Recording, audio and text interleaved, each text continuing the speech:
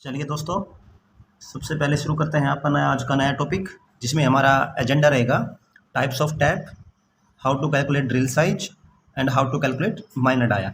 ठीक है दोस्तों, तो सबसे पहले बात करूँ तो कि टैप क्या होता है। टैप क्या होता है? It is a machine tool, एक मशीन टूल है which is used to making thread in work piece. Simple सी एक डेफिनेशन हो जाएगी, एक मशीन टूल है जो कि वर्क पीस में थ्रेड बनाता है।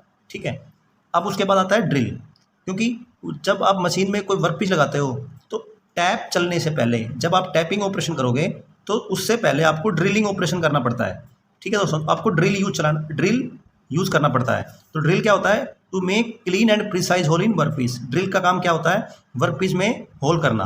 ठीक है, ड्रिल भी काफ़ी प्रकार के हो सकते हैं, लेकिन ये शेप और साइज और ज्योमेट्री में अलग अलग मिलेंगे, जिनका काम होता है वर्क पीस में होल करना। ठीक है दोस्तों, अब बात करते हैं टैप, बात करते हैं टाइप्स ऑफ टैप। टैप कितने प्रकार के होते हैं? टैप होते हैं दो प्रकार के, पहला कटिंग टैप, दूसरा रोलिंग टैप। ठीक है दोस्तों, अब आते हैं मेन टॉपिक पे अपना, how to calculate drill size. आप ड्रिल साइज कैसे कैलकुलेट करोगे? ठीक है, ड्रिल का फॉर्मूला क्या होता है वो समझते हैं। तो हमने बताया था कि टैप दो प्रकार के होते हैं, एक होता है कटिंग टैप। सबसे पहले समझते हैं कि कटिंग टैप के लिए कौन सा ड्रिल यूज होगा। अगर मैं एक एग्जाम्पल लेता हूँ, M8 इंटू 1.25 6H और 6G। ठीक है, M क्या है दोस्तों? M रिप्रेजेंट करता है मेट्रिक थ्रेड को, ये स्टैंडर्ड है। 8 क्या हो गया दोस्तों? 8 हो गया मेजर डाया। ठीक है, 1.25 क्या हो गया? ये हो गया पिच। 6H और 6G यूज़ करते हैं टॉलरेंस जोन के लिए। 6H यूज़ करते हैं इंटरनल थ्रेड के लिए, या मैं कहूँ तो फीमेल थ्रेड के लिए। टॉलरेंस ये जोन होता है फीमेल थ्रेड के लिए, टॉलरेंस जोन। ठीक है दोस्तों, और ये जो 6G है ये होता है एक्सटर्नल थ्रेड के लिए, या मैं कहूँ या मेल थ्रेड के लिए ये यूज होता है। ठीक है दोस्तों, इसके लिए आपको टॉलरेंस जोन के लिए मैं आपको एक स्टैंडर्ड रेफर करता हूँ, ISO 9651 1998। ठीक है, जो कि 1998 में रिवाइज हुआ था। ISO स्टैंडर्ड है 9651।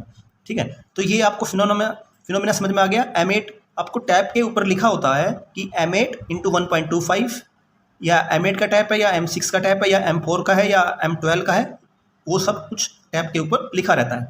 ठीक है, अगर मान लीजिए आप M8 इंटू 1.25 का टैप यूज कर रहे हैं, ठीक है, तो आपको कटिंग टैप के लिए ड्रिल साइज क्या ड्रिल को आपको कौन सा यूज करना पड़ेगा? ठीक है, तो इसके लिए फॉर्मूला है मेजर डाया माइनस पिच, यानी कि मेजर डाया में से पिच माइनस करोगे तो आपका ड्रिल साइज कैलकुलेट हो जाएगा फॉर कटिंग टैप के लिए। तो इसमें मेजर डाया कौन सा हो गया? 8। तो मेजर डाया के लिए 8 हो गया, माइनस पिच कितनी हो गई? 1.25। तो 8 माइनस 1.25 तो 6.75।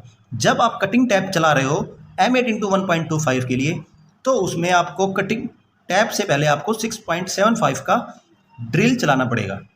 ठीक है दोस्तों, इसी तरह आप अगर M8 की जगह आप M4 का यूज कर रहे हो, अगर M4 इंटू 0.7 का यूज कर रहे हो, तो आपको कटिंग टैप के लिए कौन सा ड्रिल चलाना पड़ेगा? 4 माइनस 0.7।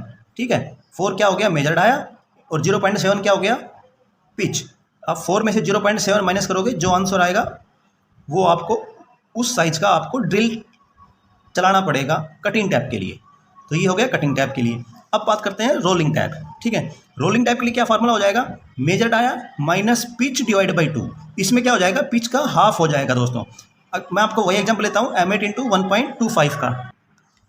मैं दोस्तों वही एग्जांपल लेता हूँ M8 इंटू 1.25 का। ठीक है, आप कोई भी एग्जांपल ले सकते हो, लेकिन मैं M8 इंटू 1.25 से एग्जांपल लेके आपको बता रहा हूँ। अगर आप रोलिंग टैप यूज़ कर रहे हो तो उसमें ड्रिल साइज कैसे कैलकुलेट होगा?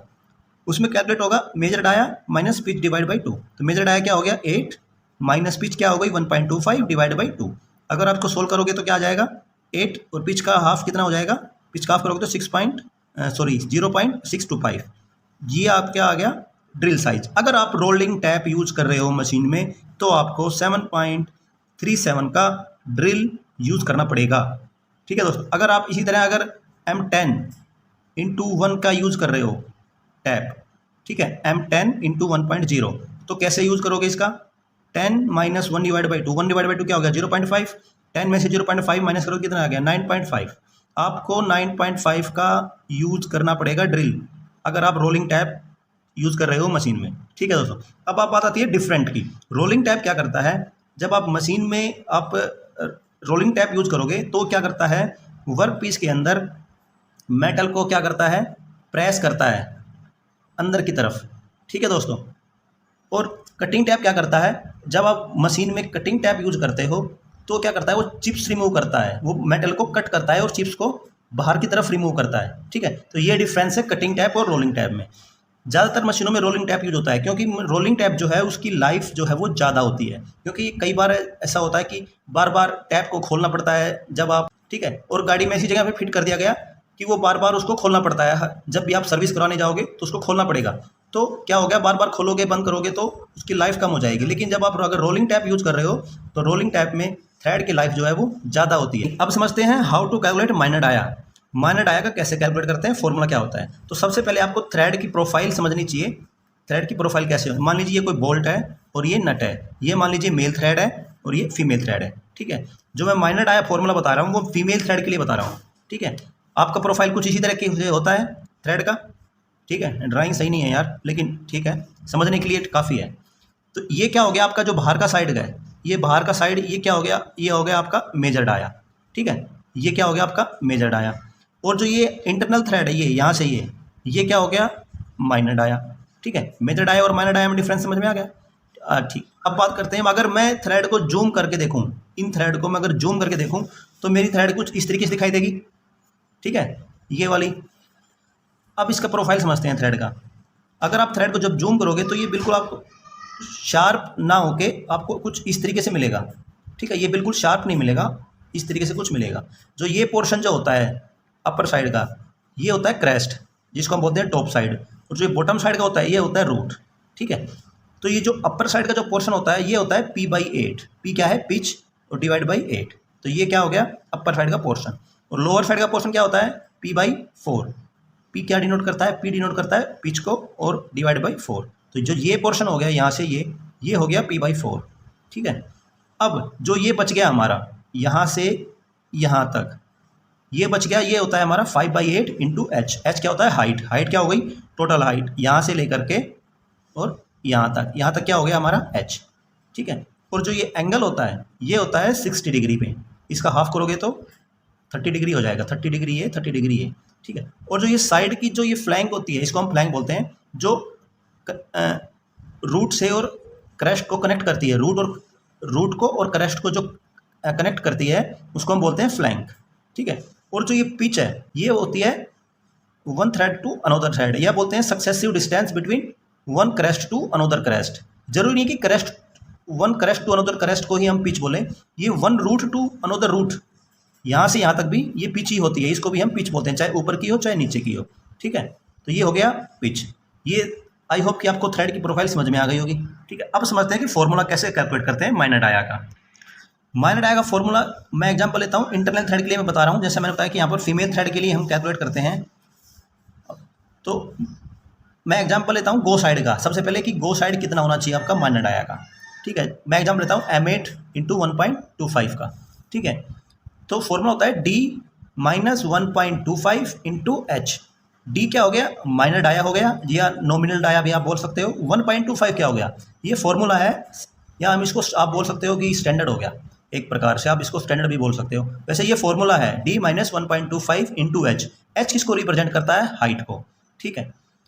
अब यहाँ पर 1.25 को ये पिच मत समझ लेना कि अगर M8 इंटू 1.25 का यूज़ कर रहा हूँ तो ये 1.25 पिच हो गई, ये पिच नहीं है, ये फॉर्मूला है। अगर आपको हाइट कैसे कैलकुलेट करेंगे, हाइट कैलकुलेट करेंगे 0.8 इंटू पिच, ठीक है। क्योंकि पिच का यूज हाइट में हो गया है, हाइट कैलकुलेट करते समय हमने पिच का यूज कर लिया है, इसलिए पिच का यूज यहाँ नहीं होगा। ये 1.25 एक स्टैंडर्ड ही है, या फॉर्मूला आप कह सकते हो, ठीक है। पिच का यूज 2 बार नहीं होगा, एक ही बार होगा, वो हमने हाइट में कर लिया यहाँ पे 0.866 इंटू पिच। चलिए मैं M8 इंटू 1.25 का फॉर्मूला समझता हूँ। M8 क्या हो गया, हमने D माइनस 1.25 इंटू एच, तो D क्या हो गया, मेजर डाया, जो कि हमारा 8 है, ठीक है। 1.25 की जगह 1.25 इंटू एच क्या हो गया, 0.866 इंटू 1.25, जो कि हमने यहाँ बताया था 0.866 मल्टीप्लाई बाई पिच, ठीक है। अब इसको सोल्व कर लो, पहले ही आप ये सोल्व करोगे, बोडा मास का नियम लगेगा यहाँ पे, ठीक है। 0.866 इंटू 1.25, पहले ये सोल्व कर लिया, कितना आ गया 1.082। फिर अब इसको सोल्व कर लो, 8 माइनस 1.25 0.82, बोडा मास का यूज़ करना है, पहले इसको मल्टीप्लाई करोगे, ठीक है। 1.25 इंटू 1.25 मल्टीप्लाई 1.082, इसको मल्टीप्लाई कर लिया, उसमें से 8 को माइनस कर दिया, तो कितना आ गया 6.64। ध्यान रखना, अगर आप M8 इंटू 1.25 का थ्रेड यूज़ कर रहे हो पार्ट में, तो आपका गो साइड माइनर डाया 6.64 होगा। ठीक है दोस्तों, अब बात करते हैं नो गो साइड के लिए। नो गो साइड का फॉर्मूला होता है D माइनस एच। डी क्या होता है मेजर डाया, और एच क्या होता है हाइट। और हाइट को कैलकुलेट करते हैं 0.866 इंटू पिच। ये भी एक फॉर्मूला है हाइट कैलकुलेट करने का। D माइनस एच करोगे, D क्या हो गया 8, और H क्या आया था अपना 1.082, इसमें से माइनस करोगे तो 6.91। जहाँ पर आप M8 इंटू 1.25 का थ्रेड यूज कर रहे हो, तो उसमें गो साइड 6.64 का होगा और नो गो साइड होगा हमारा 6.91 का। ठीक है दोस्तों, आई होप कि आपको समझ में आ गया होगा। मैं कुछ एग्जांपल दे रहा हूँ यहाँ पे, आप सोल्व करके देख सकते हो। ड्रिल साइज कैलकुलेट करना है इसका सबसे, ठीक है। मैं ये 6 एग्जांपल दे रहा हूँ। M4 इंटू 0.7, दूसरा M10 into 1.25, M12 into 1.25, M42 into 2, M10 into 1.5, M6 into 1.0। ये 6 एग्जाम्पल है, आप सोल्व कर देखना है। आपको इसमें कैलकुलेट करना है drill size, minor dia for go side के लिए, ठीक है। दूसरा minor dia for no go side के लिए, इतना आएगा, ठीक है। आप उसमें स्टैंडर्ड से मैच कर सकते हो अपने, एक्यूरेट आएगा बिल्कुल फॉर्मूला। ठीक है दोस्तों, अगर आपको ऐसी ही और इन्फॉर्मेटिव टेक्निकल वीडियो पाने के लिए हमारे चैनल को आप सब्सक्राइब कर सकते हो। अगला टॉपिक हमारा होगा दोस्तों, मैं बताता हूँ पोजीशन पे। ठीक है, पोजीशन का ये सिंबल होता है, इसको पोजीशन को कैसे कैलकुलेट करते हैं और इसको कैलकुलेट करने का फॉर्मूला क्या होता है, नेक्स्ट टॉपिक इसके ऊपर होगा हमारा। और ऐसी और वीडियो पाने के लिए चैनल को सब्सक्राइब कीजिए, लाइक कीजिए, शेयर कीजिए, ताकि अपने दोस्तों के साथ शेयर कीजिए ताकि उनको भी समझ में आ सके। तब तक के लिए जय हिंद, धन्यवाद।